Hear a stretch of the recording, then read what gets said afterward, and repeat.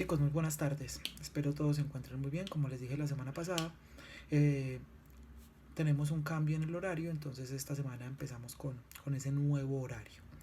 La semana pasada entonces les envié un video explicándoles cómo era la estructura de la guía, el tema principal que íbamos a abordar en esta nueva guía de trabajo, y el tema principal que vamos a abordar es la Revolución Rusa. Y vamos a estudiar un poquito qué fue lo que pasó en Rusia durante 1917 y los cambios que trajo consigo ese cambio de ideología en Rusia, esos cambios que se dieron a nivel interno en este país y a nivel externo pues en el mundo. Listo. Hoy vamos a trabajar los tres primeros puntos de la guía. Vamos a trabajar esos tres primeros puntos de la guía. Vamos a leer. Ustedes desde la semana pasada muy juiciosamente leyeron toda la guía, leyeron todo el contenido. Y lo que vamos a hacer hoy es trabajar esos tres primeros puntos. Listo. Entonces les voy a explicar esos tres primeros puntos para que los vayamos desarrollando. Listo, chicos. Dice el primer punto: ¿por qué el pueblo ruso decidió levantarse en contra del régimen zarista que ostentaba el poder en ese momento?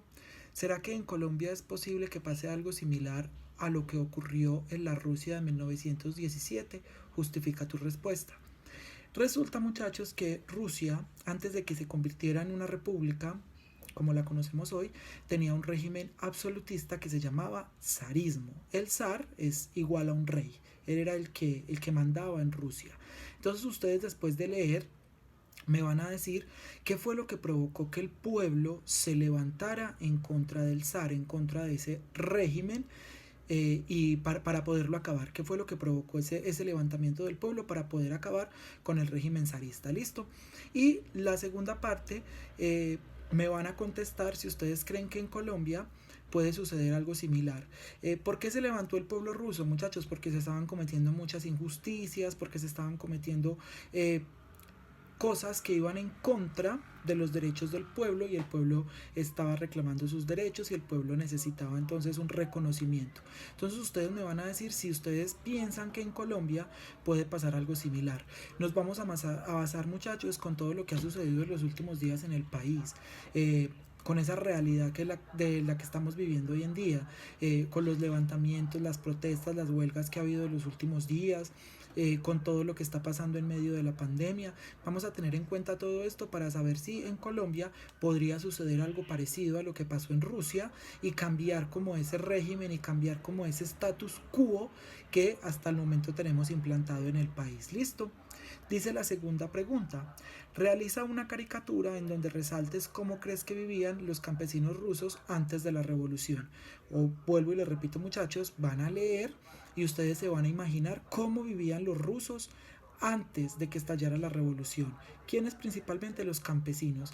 También, muchachos, fíjense cómo viven los campesinos actualmente en nuestro país. ¿Será que tiene algo similar como vivían en Rusia durante esa época, durante los primeros años del siglo XX?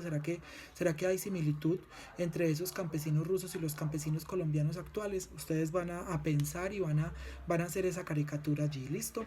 Y dice la tercera pregunta: en Rusia los campesinos vivían en condiciones muy precarias y el Estado no hacía nada por mejorar las condiciones de vida de estos.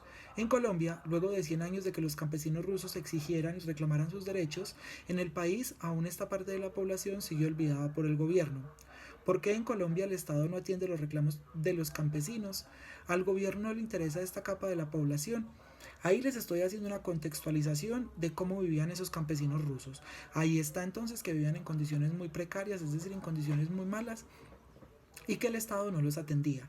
Ustedes lo que van a responder allí, muchachos, es si en Colombia sucede lo mismo, si en Colombia el campesino está olvidado por el Estado, si en Colombia al campesino no se le presta la atención que se le debe prestar, si en Colombia entonces el Estado tiene olvidada esa capa de la población que es la capa rural, si al Estado no le interesa tener un campesinado, digámoslo, en unas condiciones dignas de vida. Recuerden, muchachos, que el campesino en Colombia ha sido golpeado por el conflicto armado, ha sido golpeado entonces por todo lo que tiene que ver con el narcotráfico y los cultivos ilícitos, ha sido golpeado también por los factores climáticos, y el Estado no les brinda las oportunidades para que superen estos impases que el clima entonces a veces les juega la mala jugada. Entonces todo eso ustedes lo van a pensar y me van a responder esas 2 preguntas, chicos. Vamos a trabajar solamente esas 3 preguntas esta semana.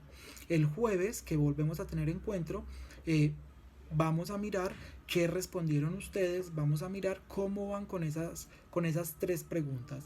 ¿Listo, chicos? Entonces, por favor, van a leer, van a responder. Si tienen alguna duda, alguna inquietud, no duden en preguntarme por el grupo. Saben que Santiago, el practicante, también está para colaborarnos y para ayudarlos. Observen el videito que les mandé también al grupo, que es muy interesante y les va a servir para responder las preguntas. Listo, chicos, que tengan un feliz día.